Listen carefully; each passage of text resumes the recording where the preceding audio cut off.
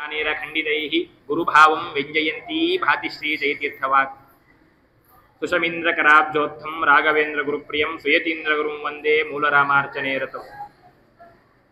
ಅಧುನಾ ಪೀಠದಲ್ಲಿ ವಿರಾಜಮಾನರಾದಂತಹ ಗುರುಗಳ ಪಾದಾರವಿಂದಗಳಿಗೆ ನಮಿಸುತ್ತಾ ಇಲ್ಲಿ ನೆರೆದಿರುವಂತಹ ಎಲ್ಲ ಹಿರಿಯ ವಿದ್ವಾಂಸರಿಗೂ ನನ್ನ ಸಶ್ರದ್ಧೆಯ ಪ್ರಣಾಮಗಳನ್ನು ಸಲ್ಲಿಸಿ, ನಾವು ಜಯತೀರ್ಥರ ಬಗ್ಗೆ ಯಾವಾಗಲೂ ಕೇಳುವಂತಹ ಶ್ಲೋಕ ಏನು ಅಂತಂದ್ರೆ, ಗುರುಭಾವಂ ವ್ಯಂಜಯಂತಿ ಭಾತಿಶ್ರೀ ಜಯತೀರ್ಥವಾಕ್ ಅಂತ. ಈ ಒಂದು ಮಧ್ವ ಸಿದ್ಧಾಂತದಲ್ಲಿ ಇರುವಂತಹ ವೈಶಿಷ್ಟ್ಯತೆ ಏನಂತಂದ್ರೆ, ಗುರುಗಳಿಗೆ ಹಿಂದಿನ ಯತಿಗಳು ಆಗಿರ್ಬೋದು, ಮುಂದೆ ಬರುವಂತಹ ಯತಿಗಳಾಗಿರ್ಬೋದು, ಅದು ಆ ಗುರುಗಳಲ್ಲಿ ನಾವು ಯಾವ ರೀತಿಯಾಗಿ ಭಕ್ತಿಯನ್ನು ಮಾಡಬೇಕು ಎಂಬಂತಹ ತೋರಿಸೋದ್ರಲ್ಲೇ ಅವರೆಲ್ಲರೂ ಕೂಡ ಇದ್ದಾರೆ. ಅದರಲ್ಲೇ ಮೊದಲಿಗೆ ಅಂದ್ರೆ ಗುರುಭಕ್ತಿಯನ್ನು ನಾವು ಹೇಗೆ ಮಾಡಬೇಕು ಎಂಬುದನ್ನು ತೋರಿಸುವುದರಲ್ಲಿ ಮೊದಲಿಗೂ ಯಾರಂತಂದ್ರೆ ಅದು ಜಯತೀರ್ಥರು ಅಂತ ಹೇಳಿದ್ರೆ ತಪ್ಪಾಗಲಿಕ್ಕಿಲ್ಲ. ಯಾಕೆಂತಂದ್ರೆ ಈಗ ನಾವು ದ್ವೈತ ಮತವನ್ನು ಬಿಟ್ಟು ಬೇರೆ ಅನೇಕ ಮತಗಳನ್ನು ನೋಡ್ತೇವೆ. ಅದರಲ್ಲಿ ಅನೇಕ ವಿಧವಾದ ಅಂದ್ರೆ ಗುರುಗಳು ಒಂದು ಉಪದೇಶವನ್ನು ಮಾಡಿದ್ದಾರೆ, ಬುದ್ಧ ಒಂದು ಉಪದೇಶವನ್ನು ಮಾಡಿದ್ದಾರೆ. ಅದಕ್ಕೆ ಅನೇಕ ಜನ ಕೆಲವರು ಏನ್ ಮಾಡ್ತಾರೆ ಅಂತಂದ್ರೆ ಆತ್ಮ ಕ್ಷಣಿಕ ಅಂತ ಹೇಳ್ತಾರೆ, ಕೆಲವರು ಜ್ಞಾನ ಕ್ಷಣಿಕ ಅಂತ ಹೇಳ್ತಾರೆ. ಅಲ್ಲಿ ಪ್ರವರ್ತಕರಾದವರು ಬುದ್ಧ ಮಾತ್ರ. ಆ ಬುದ್ಧನಿಂದಲೇ ಅನೇಕ ಮತಗಳು ಬಂತು. ಸಾಂಖ್ಯ ಮತ ಇದೆ, ಸಾಂಖ್ಯದಲ್ಲಿ ನಿರೀಶ್ವರವಾದಿಗಳು, ಶೇಶ್ವರವಾದಿಗಳು ಅಂತ ಮತ್ತೆ ವಿಕಲ್ಪರಿದ್ದಾರೆ. ತಾರ್ಕಿಕರು ನ್ಯಾಯವನ್ನು ಹೇಳುವವರಿದ್ದಾರೆ. ಅವರಲ್ಲಿ ಪ್ರಾಚೀನರು ಮತ್ತು ಈಗಿನವರು ಅಂತೇಳಿ ನವೀನರು ಅಂತ ಅದರಲ್ಲಿ ಮತ್ತೆ ಇದೆ. ಆದರೆ ನಮ್ಮ ಮಧ್ವ ಸಿದ್ಧಾಂತದಲ್ಲಿ ಆಗ್ಬೇಕಾದ್ರೆ ವೇದವ್ಯಾಸರು ಏನನ್ನು ಹೇಳಿದ್ದಾರೋ ಅದನ್ನೇ ನಮಗೆ ಮಧ್ವಾಚಾರ್ಯರು ಅದನ್ನೇ ತಿಳಿಸಿಕೊಟ್ಟಿದ್ದಾರೆ. ಆ ಮಧ್ವಾಚಾರ್ಯರನ್ನು ಹೇಳಿದ್ದನ್ನ ಮತ್ತೆ ಬೇರೆ ಯಾರು ಕೂಡ ಅದನ್ನು ಮತ್ತೆ ವಿಭಾಗ ಮಾಡಲಿಲ್ಲ. ನಾವು ಪ್ರಾಚೀನರು, ನಾವು ನವೀನರು ಎಂಬುದಾಗಿ ಅವ್ರ ಮಾತನ್ನು ನಾನು ಈಗ ಅರ್ಥ ಮಾಡ್ತೀನಿ, ನಾನು ಈ ರೀತಿಯಾಗಿ ಅರ್ಥ ಮಾಡ್ತೀನಿ ಅಂತ ಹೇಳಿ ಯಾರೂ ಕೂಡ ಮಧ್ವಾಚಾರ್ಯರ ಮಾತಿಗೆ ಯಾರೂ ಕೂಡ ಯಾವುದೇ ಬೇರೆ ರೀತಿಯಾದಂತಹ ಅರ್ಥವನ್ನು ಮಾಡಿಲ್ಲ.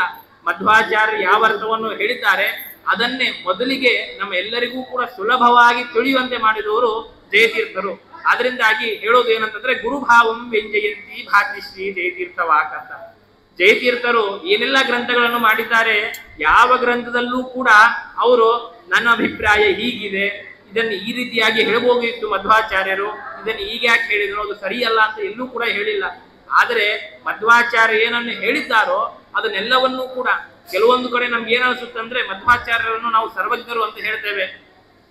ಮಧ್ವಾಚಾರ್ಯರ ಗ್ರಂಥವನ್ನು ನೋಡಿದಂತಹ ಪರರು ಮಾಡುವಂತಹ ಸಾಮಾನ್ಯವಾದಂತಹ ಆಕ್ಷೇಪ ಏನಂತಂದ್ರೆ, ಮಧ್ವಾಚಾರ್ಯರ ಗ್ರಂಥಗಳಲ್ಲಿ ವ್ಯಾಕರಣ ದೋಷಗಳು ಬಹಳವಾಗಿದೆ ಅಂತ. ಅವ್ರು ಏನೇನೋ ಪ್ರಯೋಗವನ್ನು ಮಾಡಿದ್ದಾರೆ, ನಮ್ಗೆ ಅರ್ಥನೇ ಆಗುವುದಿಲ್ಲ ಅಂತ. ನಮಗೂ ಅನಿಸ್ಬಿಡ್ಬೋದು, ಅಲ್ಲಪ್ಪ ಮಧ್ವಾಚಾರ್ಯರನ್ನು ನಾವು ಸರ್ವಜ್ಞರು ಅಂತ ಕರಿತೇವೆ, ಅಂತಹ ಮಧ್ವಾಚಾರ್ಯರ ಗ್ರಂಥಗಳಲ್ಲಿ ವ್ಯಾಕರಣ ದೋಷ ಇರಲಿಕ್ಕೆ ಸಾಧ್ಯನಾ ಅಂತ ನಮಗೆ ಅನಿಸ್ಬೋದು. ಆ ಭ್ರಾಂತಿಯನ್ನ ಪರಿಹಾರ ಮಾಡಿದವರು ಯಾರಂತಂದ್ರೆ ಜಯತೀರ್ಥರು. ಯಾಕೆಂತಂದ್ರೆ ಮಧ್ವಾಚಾರ್ಯರು ಯಾರ ಅವತಾರ? ಸಾಕ್ಷಾತ್ ವಾಯುದೇವರ ಅವತಾರ. ಹನುಮಂತ ದೇವರ ಬಗ್ಗೆ ನಾವು ಮಾತಾಡಬೇಕಾದ್ರೆ ಹೇಳ್ತೇವೆ, ಮಹಾವ್ಯಾಕರಣ ಮೋದಿ ಮಂಥಮಾನಸ ಮಂದಿರಂ. ನಾವು ಈಗ ಓದೋದು ಯಾವುದೋ ಒಂದು ವ್ಯಾಕರಣವನ್ನ, ಆದ್ರೆ ಆ ಹನುಮಂತ ದೇವರು ಮಹಾವ್ಯಾಕರಣವನ್ನು ಅಧ್ಯಯನ ಮಾಡಿದವರು ಆ ಹನುಮಂತ ದೇವರು. ರಾಮಾಯಣದಲ್ಲಿ ಒಂದು ಕತೆ ಬರುತ್ತೆ, ಏನಂತಂದ್ರೆ ಹನುಮಂತ ದೇವರು ಆ ರಾಮದೇವರ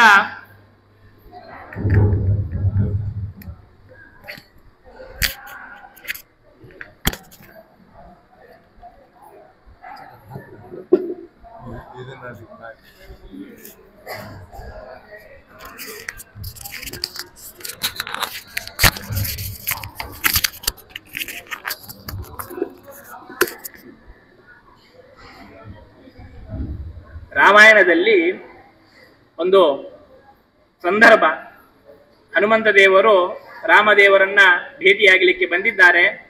ಆ ಹನುಮಂತ ದೇವರು ಮಾತಾಡೋದನ್ನು ನೋಡಿದಂತಹ ರಾಮದೇವರು ಲಕ್ಷ್ಮಣನಿಗೆ ಹೇಳ್ತಾ ಇದ್ದಾರಂತೆ, ನೀನು ಶೇಷದೇವರ ಅವತಾರ ಅಂತ ಹೇಳ್ತಾರೆ. ಶೇಷದೇವರಿಗೆ ಹೇಳಂತ ಹೇಳ್ತಾರೆ ಅಂತಂದ್ರೆ ಸಹಸ್ರ ವಕ್ರಂ ದ್ವಿಸಹಸ್ರ ಜಿಕ್ವಂ ಅಂತ.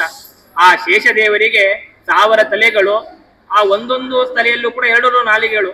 ಇಷ್ಟೆಲ್ಲ ನಾಲಿಗೆ ಇದ್ದರೂ ಕೂಡ ನೀನು ಇಷ್ಟು ಸುಂದರವಾಗಿ ಮಾತನಾಡಲಿಕ್ಕೆ ಸಾಧ್ಯ ಇಲ್ಲ. ಈ ವ್ಯಕ್ತಿ ಏನು ಮಾತಾಡ್ತಾ ಇದ್ದಾನಲ್ಲ ಅದು ಕೇಳಲಿಕ್ಕೆ ಆನಂದವಾಗ್ತಾ ಇದೆ, ಅಷ್ಟು ಸುಂದರವಾಗಿ ಮಾತನಾಡ್ತಾ ಇದ್ದಾನೆ. ಇನ್ನು ಹನುಮಂತ ದೇವರಂತೂ ಗೊತ್ತಾಗಿಲ್ಲ ರಾಮದೇವರಿಗೆ. ರಾಮದೇವರು ಹೇಳ್ತಿರುವಂತಹ ಮಾತು ಏನಂತಂದ್ರೆ, ಈ ವ್ಯಕ್ತಿ ಏನು ಮಾತಾಡ್ತಾ ಇದ್ದಾನಲ್ಲ ಆ ಮಾತನ್ನು ಕೇಳ್ತಾ ಇದ್ರೆ ಮತ್ತೆ ಮತ್ತೆ ಕೇಳಬೇಕು ಅನಿಸ್ತಾ ಇದೆ ಅಂತೇಳಿ ಅಲ್ಲಿ ಹನುಮಂತ ದೇವರನ್ನು ಕುರಿತು ರಾಮದೇವರು ಮಾಡುವಂತಹ ವರ್ಣನೆ. ಅಂತಹ ಹನುಮಂತ ದೇವರೇ ಮಧ್ವಾಚಾರ್ಯಾಗಿ ಬಂದಿರೋರು. ಆದ್ರಿಂದಾಗಿ ಅವರು ಗ್ರಂಥಗಳಲ್ಲಿ ವ್ಯಾಕರಣ ದೋಷ ಮಾಡ್ಲಿಕ್ಕೆ ಸಾಧ್ಯವೇ ಇಲ್ಲ. ನಾವು ನಮಗೆ ತಿಳಿದಿರುವಂತಹ ಯಾವುದೋ ಒಂದು ವ್ಯಾಕರಣ ಗ್ರಂಥವನ್ನು ಇಟ್ಟುಕೊಂಡು ಆಚಾರ್ಯರು ಈ ರೀತಿಯಾಗಿ ವ್ಯಾಕರಣ ತತ್ಪ್ರಯೋಗವನ್ನು ಮಾಡಿದ್ದಾರೆ ಅಂತ ನಮಗೆ ಅನಿಸುತ್ತೆ. ಆದ್ರೆ ಆಚಾರ್ಯ ಗ್ರಂಥಗಳಲ್ಲಿ ಯಾವುದೇ ರೀತಿಯಾದಂತಹ ವ್ಯಾಕರಣ ದೋಷಗಳು ಇಲ್ಲ ಅಂತೇಳಿ ನಮಗೆ ಗಟ್ಟಿಯಾಗಿ ಮೊದಲಿಗೆ ತೋರಿಸಿಕೊಟ್ಟವ್ರು ಯಾರಂತಂದ್ರೆ ಜಯತೀರ್ಥರು. ಆದ್ರಿಂದಾಗಿ ಹೇಳಿದ್ದು ಏನಂತಂದ್ರೆ, ಗುರುಭಾವಂ ವ್ಯಂಜಯಂತಿ ಭಾತಿಶ್ರೀ ಜಯತೀರ್ಥವಾಗ್. ಗುರುಗಳ ಭಾವನೆಯನ್ನೇ ಜಯತೀರ್ಥರು ಸುಮ್ಮನೆ ಅಲ್ಲ. ಯಾಕೆಂತಂದ್ರೆ ಮಾದಿನೂರು ವಿಷ್ಣು ತೀರ್ಥರು ಎಲ್ಲರಿಗೆ ಗೊತ್ತಿದ್ದಾರೆ.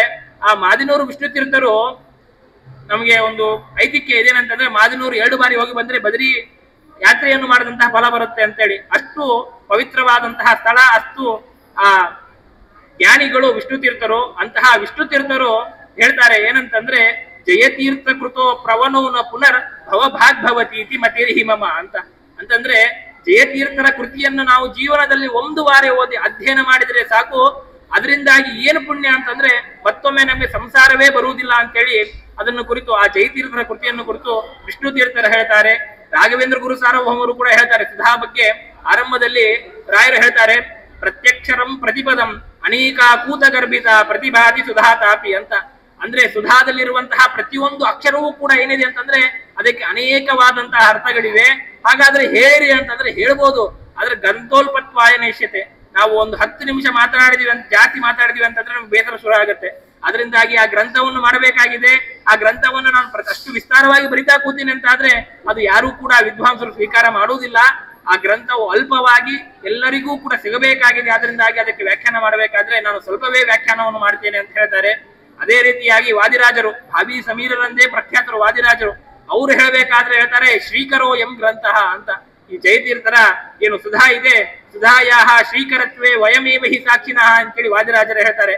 ಅದರಿಂದಾಗಿ ಈ ರೀತಿಯಾಗಿ ಗುರುಭಾವಂ ವ್ಯಂಜಯಂತಿ, ಗುರುಗಳ ಭಾವನೆಯನ್ನ ಹೇಗೆ ಗುರುಗಳು ಆ ಯಾವ ಭಾವಾರ್ಥದಲ್ಲಿ ಅಲ್ಲಿ ಆ ಪ್ರಯೋಗವನ್ನು ಮಾಡಿದ್ದಾರೆ ಅಂತ ನಮಗೆ ತಿಳಿಸಿಕೊಟ್ಟವರು ಯಾರಂತಂದ್ರೆ ಜಯತೀರ್ಥರು. ಆ ಜಯತೀರ್ಥರು ಹಾಕಿಕೊಟ್ಟಂತಹ ಒಂದು ದಾರಿಯಲ್ಲೇ ಮುಂದೆ ಎಲ್ಲರೂ ಕೂಡ ರಾಘವೇಂದ್ರ ಗುರು ಸಾರ್ವಭೌಮರು ಆಗಿರ್ಬೋದು, ವಾದಿರಾಜರು ಆಗಿರ್ಬೋದು, ವ್ಯಾಸರಾಜರು ಆಗಿರ್ಬೋದು, ಅದೇ ದಾರಿಯಲ್ಲೇ ಹಿಂದೆ ಹೇಳದಂತೆ ಅಲ್ಲಿ ಸಾಂಖ್ಯರಲ್ಲಿ ಶ್ವೇಶ್ವರರು ನಿರೀಶ್ವರರು ಆದಂತೆ ನಮ್ಮಲ್ಲಿ ಮಠಭೇದ ಇದೆ, ಇಲ್ಲ ಅಂತ ನಾನು ಹೇಳುವುದಿಲ್ಲ. ಮಠಭೇದ ಇರ್ಬೋದು, ಆದ್ರೆ ಎಷ್ಟೇ ಮಠಭೇದ ಇದ್ರೂ ಕೂಡ ನಮ್ಮ ಮಠದ ಎಲ್ಲರೂ ಹೇಳೋದು ಒಂದೇ, ಹರಿಸರ್ವೋತ್ತಮ ವಾಯುಜೋತ್ತಮ. ಆ ವಿಷಯದಲ್ಲಿ ಯಾರೂ ಉಲ್ಟಾ ಹೇಳುವುದಿಲ್ಲ. ಅದರಿಂದಾಗಿ ಈ ರೀತಿಯಾಗಿ ಗುರುಭಾವಂ, ಗುರುಗಳ ಭಾವವನ್ನ ಪ್ರತ್ಯೇಕ ಜನರಿಗೆ ಭಾವ ಅರ್ಥವನ್ನು ಮಾಡಿಸುವುದರಲ್ಲಿ ಆ ಜಯತೀರ್ಥರು ನಿಸ್ಸೀಮರು ಅಂತ ಹೇಳಿದ್ರೆ ಅದು ಅಸಖ್ಯ ಅಲ್ಲ. ಏನ್ ಹೇಳ್ತಾರೆ ಅಲ್ಲಿ, ಚಿತ್ರೈ ಪದಿಶ್ಚ ಗಂಭೀರೈಹಿ ವಾಕ್ಯೇ ಮಾನೇರ ಖಂಡಿತೈ ಅಂತ. ಚಿತ್ರೈ ಪದೈಹಿ, ಚಿತ್ರ ಅಂದ್ರೆ ವಿಚಿತ್ರ. ಹಾಗಾದ್ರೆ ಏನು ವಿಚಿತ್ರವಾದಂತಹ ಪದಗಳು, ಯಾರ ಜನರಿಗೆ ಅರ್ಥವೇ ಆಗುವುದಿಲ್ಲ ಅಂತಹ ಪದಗಳು ಯಾವುದೋ ಪ್ರಮಾಣವನ್ನು ಕೊಟ್ಟು ಜಯತೀರ್ಥರು ತಮ್ಮ ಗ್ರಂಥದಲ್ಲಿ ಆಚಾರ್ಯರ ಶಾಸ್ತ್ರದ ಬಗ್ಗೆ ಹೇಳಿದಾರ ಅಂತಂದ್ರೆ ಅಲ್ಲ. ಅಲ್ಲಿ ಚಿತ್ರ ಅಂತಂದ್ರೆ ಅನೇಕ ಅಂತ. ಜಯತೀರ್ಥರು ಸುಧಾದ ಆರಂಭದಲ್ಲಿ ಅನುವ್ಯಾಖ್ಯಾನ ನಲನೆ ಚಂಚರೀಕತಿ ನೇಮನ ಅಂತ ಹೇಳ್ತಾರೆ. ಹೇಗೆಂತಂದ್ರೆ ಒಂದು ಕಮಲದಲ್ಲಿ ದುಂಬಿ ಕೂಡುತ್ತೆ, ಆ ಮಕರಂದವನ್ನದು ಸ್ವೀಕಾರ ಮಾಡುತ್ತೆ. ಅದು ಸಿಹಿ ಹತ್ತಿದೆ, ಅದಕ್ಕೆ ಸಾಕಾಗೋದಿಲ್ಲ, ಹಾರು ಹೋಗುತ್ತೆ, ಮತ್ತೆ ಬರುತ್ತೆ, ಮತ್ತೆ ಇನ್ನೂ ಸ್ವೀಕಾರ ಮಾಡ್ಬೇಕಂತ ಮತ್ತೆ ಕೂಡುತ್ತೆ, ಮತ್ತೆ ಹೂವಿನಲ್ಲಿರುವಂತಹ ಮಕರಂದವನ್ನು ಹೀರುತ್ತೆ, ಮತ್ತೆ ಹಾರಿ ಹೋಗುತ್ತೆ, ಇನ್ನೂ ಬೇಕನ್ಸುತ್ತೆ, ಮತ್ತೆ ಬರುತ್ತೆ. ಅದ ರೀತಿಯಾಗಿ ದುಂಬಿ ಅಂತೆ ನನ್ನ ಮನಸ್ಸಾಗಿದೆ. ಆ ಅನುವ್ಯಾಖ್ಯಾನ ಎಂಬಂತಹ ಕಮಲದಲ್ಲಿ ನನ್ನ ಮನಸ್ಸು ದುಂಬಿಯಂತೆ ಆಗಿದೆ. ಅದರಿಂದಾಗಿ ಅದರ ನಾನು ಎಷ್ಟು ಬಾರಿ ಅರ್ಥ ಹೇಳಿದ್ರು ನಂಗೆ ಸಾಕಾಗ್ತಾ ಇಲ್ಲ, ಮತ್ತೆ ಮತ್ತೆ ಇನ್ನೂ ವಿಸ್ತಾರವಾಗಿ ಹೇಳಬೇಕು, ಇನ್ನೂ ವಿಸ್ತಾರ, ಗುರುಗಳ ಭಾವನೆಯನ್ನು ಇನ್ನೂ ವಿಸ್ತಾರವಾಗಿ ತಿಳಿಸಬೇಕು ಅಂತ ಹೇಳ್ತಾರೆ. ಅದನ್ನೇ ಇಲ್ಲಿ ಶ್ಲೋಕದಲ್ಲಿ ಹೇಳಿದ್ದು ಚಿತ್ರೇ ಪದಿಶ್ಚ ಗಂಭೀರೆ ಅಂತ. ಚಿತ್ರ ಅಂತಂದ್ರೆ ಏನು ವಿಚಿತ್ರವಾದಂತಹ ಪದಗಳು ಅಂತಲ್ಲ, ಅನೇಕ, ಒಂದು ಉದಾಹರಣೆ ಕೊಡುವುದಿಲ್ಲ, ಅನೇಕ ದೃಷ್ಟಾಂತಗಳನ್ನು ಕೊಡ್ತಾರೆ, ಅನೇಕ ವ್ಯಾಕರಣ ನಿಯಮಗಳನ್ನು ಕೊಡ್ತಾರೆ, ಅನೇಕ ಮೀಮಾಂಸಾ ವಾಕ್ಯಗಳನ್ನು ಕೊಡ್ತಾರೆ. ಚಿತ್ರೈಹಿ ಪದೈಹಿ, ಪದೈಹಿ ಅಂತಂದ್ರೆ ವ್ಯಾಕರಣ, ಅನೇಕ ವ್ಯಾಕರಣ ಉದಾಹರಣೆಗಳನ್ನು ಕೊಡ್ತಾರೆ. ಮಾನೈಹಿ ಪ್ರಮಾಣಗಳು, ಅನೇಕ ಪ್ರಮಾಣಗಳನ್ನು ಕೊಡ್ತಾರೆ. ಅದೇ ರೀತಿಯಾಗಿ ವಾಕ್ಯ ಅಂದ್ರೆ ಅನೇಕ ಮೀಮಾಂಸಗಳು, ಅನೇಕ ಮೀಮಾಂಸಾ ವಾಕ್ಯಗಳನ್ನ ಕೊಟ್ಟು ಜಯತೀರ್ಥರು ಏನ್ ಮಾಡ್ತಾರೆ ಅಂತಂದ್ರೆ ಇಲ್ಲಿ ಮಧ್ವಾಚಾರ್ಯರ ಭಾವನೆ ಏನಿದೆ, ಮಧ್ವಾಚಾರ್ಯರ ಭಾವಾರ್ಥ ಏನಿದೆ ಅದನ್ನ ತಿಳಿಸೋದ್ರಲ್ಲಿ ಆ ಜಯತೀರ್ಥರು ನಿಸ್ಸೀಮರಾಗಿದ್ದಾರೆ. ಜಯತೀರ್ಥರ ಇನ್ನೊಂದು ವೈಶಿಷ್ಟ್ಯತೆ ಏನಂತಂದ್ರೆ, ಈಗ ನಾವು ಒಂದು 4 ವಿರಕ್ತಿಗಳು ಗೊತ್ತಿದೆ ನಮಗೆ. ಏನಂತಂದ್ರೆ ಒಂದು ವಿಷಯ ವಿರಕ್ತಿ. ಏನ್ ವಿಷಯ ವಿರಕ್ತಿ ಅಂತಂದ್ರೆ ಏನಪ್ಪಾ ಅಂತಂದ್ರೆ ಒಂದು ವಿಷಯ ಬಹಳವಾಗಿ ನೋಡಿದ್ವಿ, ಒಂದು ಯಾವ್ದೋ ಒಂದು ಸ್ವೀಟ್ ತಿಂದ್ವಿ, ಆ ಸ್ವೀಟ್ ಬೇಕಾದಷ್ಟು ಹೊಟ್ಟಿ ತುಂಬಾ ತಿಂದ್ಬಿಟ್ಟಿವಿ ಅಂತಂದ್ರೆ ಆಯ್ತು, ಮತ್ತೊಮ್ಮೆ ಆ ಸ್ವೀಟ್ ತಿನ್ಲಕ್ಕೆ ಬರುವುದಿಲ್ಲ, ಅದು ವಿಷಯ ವಿರಕ್ತಿ. ಇನ್ನೊಂದು ಪ್ರವಚನ ವಿರಕ್ತಿ. ಪ್ರವಚನ ಕೇಳಬೇಕಾದ್ರೆ ಏನೋ ಆಚಾರ ಭಾಗವತದಲ್ಲಿ ಬರುವಂತದ್ದು ಏನೋ ಒಂದು ಹೇಳಿದ್ರು, ಅದನ್ನು ಕೇಳಿದ ತಕ್ಷಣ ಹೌದಲ್ಲಪ್ಪ ಏನ್ ಹೇಳ್ತಿದಾರೆ ಆಚಾರ, ಎಷ್ಟು ಸರಿಯಾಗಿರ್ಬೋದು ಅಂತ ಆ ಪ್ರವಚನ ಕೇಳಬೇಕಾದ್ರೆ ಮಾತ್ರ ಬರುತ್ತೆ ಆ ವಿರಕ್ತಿ. ಅಲ್ಲಿಂದ ಮತ್ತೆ ನಾವು ಮನೆಗೆ ಹೋದ್ಮೇಲೆ ಆ ವಿರಕ್ತಿ ಹೋಯ್ತು. ಆದ್ರೆ ಒಬ್ಬ ಯತಿ ಆಗಬೇಕಾದ್ರೆ ವಿರಕ್ತಿ ಹೇಗಿರಬೇಕು ಅಂತಂದ್ರೆ ಹೇಳ್ತಾರೆ. ಏನಂತಂದ್ರೆ ಬ್ರಹ್ಮಚಾರಿ ಸಹಸ್ರೇನ ವಾನಪ್ರಸ್ಥಾಯುತೇನ ಚ ಗೃಹಸ್ಥಾನ ಅಂತ ಕೋಟ್ಯ ಯತಿರೇಕೋ ವಿಶಿಷ್ಯತೆ. 1000 ಬ್ರಹ್ಮಚಾರಿಗಳು, ಅಯುತ ಗೃಹಸ್ಥರು, ಕೋಟಿ ವಾನಪ್ರಸ್ಥಾಶ್ರಮಿಗಳು, ಇಷ್ಟೆಲ್ಲಾ ಜನರಿದ್ದರು ಏನು, ಅದರಿಂದಾಗಿ ಅಷ್ಟೆಲ್ಲಾ ಜನರಿಗೆ ನಾವು ಸೇವೆ ಮಾಡಿದ್ರೆ ಏನು ಫಲ ಬರುತ್ತೋ ಆ ಎಲ್ಲಾ ಫಲವೂ ಕೂಡ ನಮಗೆ ಗೃಹಸ್ಥ ಯತಿರೇಕೋ ವಿಶೇಷತೆ. ಒಬ್ಬ ಯತಿಗೆ ನಾವು ಸೇವೆಯನ್ನು ಮಾಡಿದೀವಿ ಅಂತಾದ್ರೆ ಆ ಯತಿಗೆ ಆ ಸೇವೆಯನ್ನು ಮಾಡಿದ್ರಿಂದಾಗಿ ಇಷ್ಟೆಲ್ಲವೂ ಫಲವು ಬರುತ್ತೆ. ಆ ಯತಿಯಲ್ಲಿ ಎಷ್ಟು ಸಾಮರ್ಥ್ಯ ಬರಬೇಕು ಅಂತಂದ್ರೆ ಆ ಯತಿಯ ಸಾಮರ್ಥ್ಯ ಹೇಗಿರ್ಬೇಕು, ಆ ಯತಿಯಲ್ಲಿ ಇರುವಂತಹ ವಿರಕ್ತಿ ಹೇಗಿರ್ಬೇಕು ಅಂತ ನಾವು ತಿಳ್ಕೊಳ್ಬೇಕು.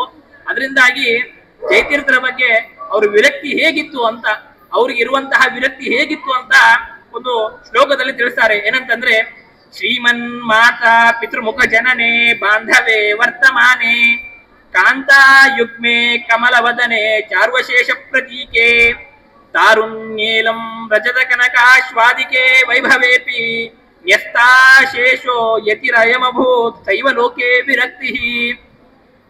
ಜಯತೀರ್ಥರು ಪೂರ್ವಾಶ್ರಮದಲ್ಲಿ ಅವರು ಕುದುರೆಯ ಮೇಲೆ ಕೂತು ನೀರು ಕುಡಬೇಕಾದ್ರೆ ಅಕ್ಷೋಭ್ಯ ತೀರ್ಥರು ಕೇಳಿದ್ದಾರೆ ಕಿಂ ಪಶು ಪೂರ್ವದೇಹ ಎಂಬುದಾಗಿ.